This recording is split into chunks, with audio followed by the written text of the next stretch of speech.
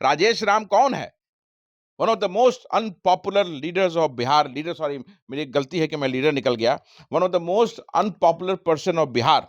एक राजनीतिक विश्लेषण के दौरान डॉक्टर समीर कुमार सिंह जी ने कहा कि राजेश राम जी जिस जाति से आते हैं, उस जाति के लोगों ने भी उनको वोट नहीं दिया, इसलिए वो चुनाव हार गए।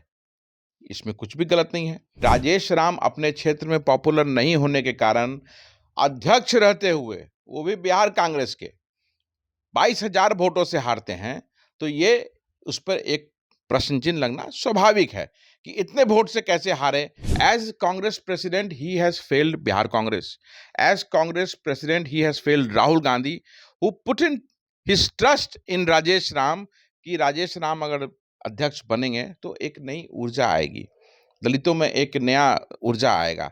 तो और लेकिन राजेश राम है अपनी गलती मानने को तैयार ही नहीं है। कांग्रेस हमेशा सर्व समाज की बात करती रही है और आजादी के बाद कांग्रेस ने सुई से लेके एरोप्लेन तक बनाने की, ये कांग्रेस की ही देन है। आज लोग Bharatiya Janata party social media के कारण बिहार कांग्रेस का अंतर्द्वंद जो है वो थमने का नाम नहीं ले रहा है। लगातार कई तरह के बयान और आरोप प्रत्यारोप का जो दौर है, जो सिलसिला है, वो लगातार चल ही रहा है।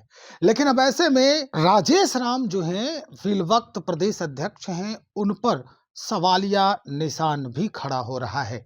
चुनाव में जिस तरह से उनके कदम आगे बढ़े और लोग जिस तरह से उन पर कटाक्ष करते नजर आए, इन सवालों को लेकर अब अंदर ही अंदर जो कल तक इनके अनुयायी थे, फॉलोवर थे, वो भी अब आंख तड़ेरते नजर आ रहे हैं।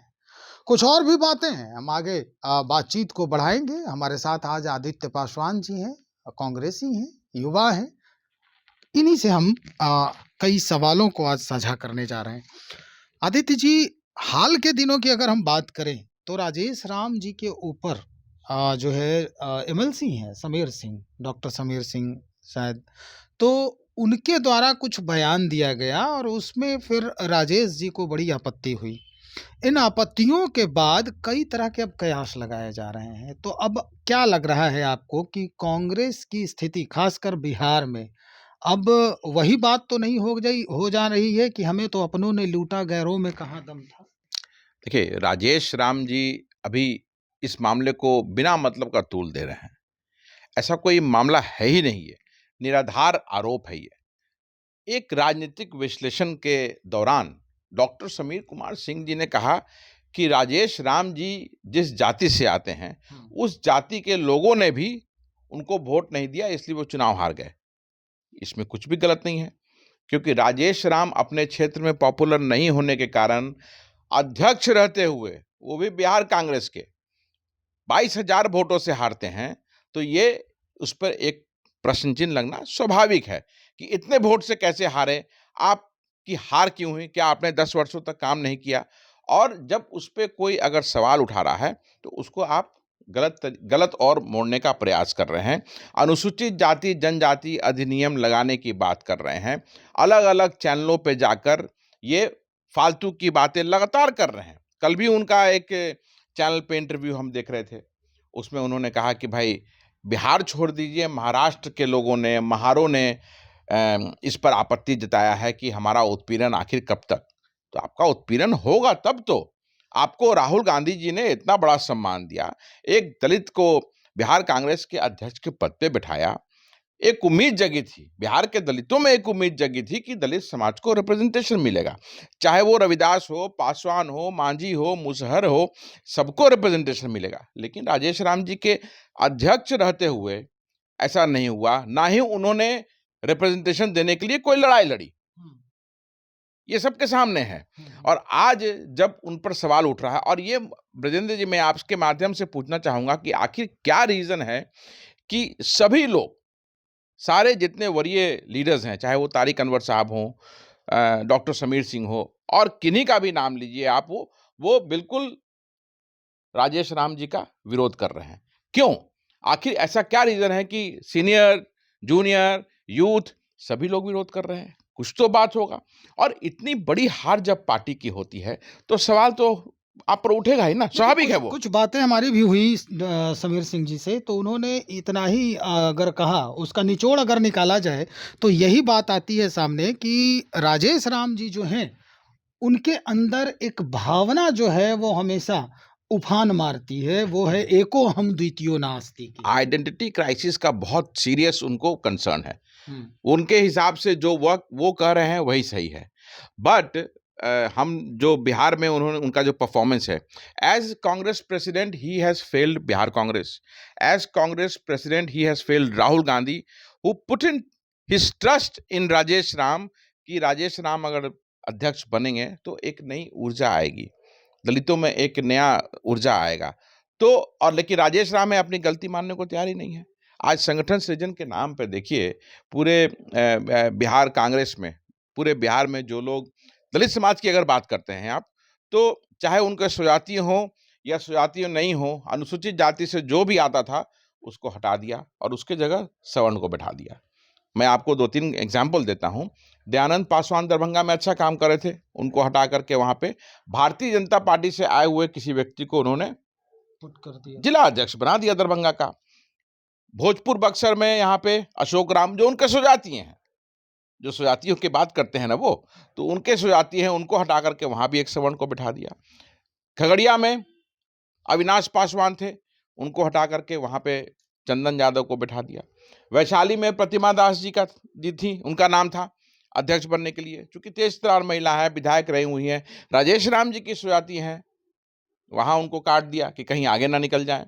तो ये इनका आदत है कि जो भी युवा, चाहे वो विशेषकर अनुसूचित जाति का हो, अति पिछड़ा का हो, उसे वो रोकने का काम करते हैं। आखिर ये ऐसा करते क्यों हैं? क्या वजह रहा है? इसके पीछे की कहानी क्या है? अगर कोई व्यक्ति जो जिसमें टैलेंट है, उसको साइड लाइन में खड़ा कर देने का, और जो कहीं से जिस पर कोई आशान्वित नहीं है, उसको मेन रूट में लाने का, ये क्या मकसद हो सकता है? कहीं इसमें भी देखिए, इसमें राहुल गांधी जी, आज देखिए देश में 131 अनुसूचित जाति जनजाति के सांसद हैं, लेकिन देश में एकमात्र राहुल जी एक लीडर हैं, नेता हैं, जो मुखरता से जातीय जनगणना की बात करते हैं, ताकि जातियों की स्थिति पता चल सके, उनकी संख्या पता चल सके और उस हिसाब से उन्हें उनकी हिस्सेदारी मिल सके। आज वही हिस्सेदारी देने के लिए उन्होंने राजेश राम जी को अध्यक्ष बनाया। तो राजेश राम जी को अपने पीछे जो तेज तर्रार लड़के थे, जो जमीन पे से जुड़े हुए थे, जो पिछली पंक्ति में थे, फाइनेंशियली उतना मजबूत नहीं थे लेकिन संघर्षशील थे, उनको आगे लाने के लिए राजेश राम को पुश करने की जरूरत थी, लेकिन उसका बिल्कुल विपरीत किया, बिल्कुल ही विपरीत किया। और उन्होंने दलित समाज, अति पिछड़ा समाज, जिसकी राहुल गांधी जी अभी वकालत कर रहे हैं। राजेश राम जी को डर तो नहीं है कि अगर हम इनको बढ़ाएं तो फिर ये हमसे आगे बढ़ जाएंगे? भाई अध्यक्ष बन गए, अब क्या डर है उनको? तो जो समाज है, जो समाज जो सदियों से शोषित रहा, अगर आपको एक मौका मिला है तो आपको तो अपने समाज को आगे बढ़ाना चाहिए था। वो समाज जो गरीब समाज है, चाहे वो किसी भी जाति से आता हो, उसको आगे बढ़ाना चाहिए था। अब आप बताइए, किसी कार्यकर्ता को अगर चुनाव लड़ना है तो उसके जेब में 2-3 करोड़ रुपया नहीं होगा तो वो नहीं लड़ सकता है चुनाव। इन लोगों ने ऐसी स्थिति बना दी। आज के परिदृश्य में देखा जाए तो यही लगता है। आज के परिदृश्य में जिस तरह से टिकटों का घालमेल हुआ, पैसे का लेन देन हुआ, तब तो इसका मतलब है जो करोड़पति है वही सिर्फ चुनाव लड़ सकता है। तो जो पहले से करोड़पति है, जो ऐशो आराम की जिंदगी रह रहा है, वो गरीब का दर्द कैसे समझेगा? ऑप्शन क्या है आदित्य जी? ऑप्शन ये है कि जो जमीन से जुड़ा हुआ व्यक्ति है, जो संघर्षशील है, जो बढ़िया वक्ता है, उसे आगे लाना पड़ेगा। चाहे वो किसी भी समाज का हो, लेकिन वो सर्व समाज को लेकर चलने की बात करे, सबको इक्वल अपॉर्चुनिटी दे, चाहे वो अनुसूचित जाति हो, अति पिछड़ा हो, सवर्ण हो, अकलियत समाज हो, महिला हो, सबको। कांग्रेस यही करती रही ना, कांग्रेस हमेशा सर्व समाज की बात करती रही है। और आजादी के बाद कांग्रेस ने सुई से लेके एरोप्लेन तक बनाने की, ये कांग्रेस की ही देन है। आज लोग Bharatiya Janata party social media के कारण अपने आप को, कांग्रेस पार्टी के संविधान जो है, अपने पार्टी का जो संविधान है, उस पर भी राजेश राम जी अमल नहीं करते हैं या उसका अध्ययन नहीं किए हैं। बिल्कुल आइडिया ही नहीं ना है, राजेश राम को आइडिया ही नहीं है इन सब चीजों का। अब जैसे अब मैं छोटा सा एग्जांपल बताऊंगा कि अनुशासन समिति जो इन्होंने बनाया, वो जब तक केंद्रीय अनुशासन समिति से अनुशंसा नहीं होगी, संगठन महामंत्री से नहीं होगी, वो अनुशासन समिति का वैल्यू ही नहीं है। अभी झूठ मूठ का झुंझुना बजाते रहते हैं कि निलंबित कर दिए, निलंबित कर दिए, निलंबित कर दिए। अरे वो वैलिड ही नहीं है। आपको जानना समझना होगा। और मैं कल उनका इंटरव्यू देख रहा था किसी चैनल पे, मतलब हास्यास्पद बातें करते हैं वो।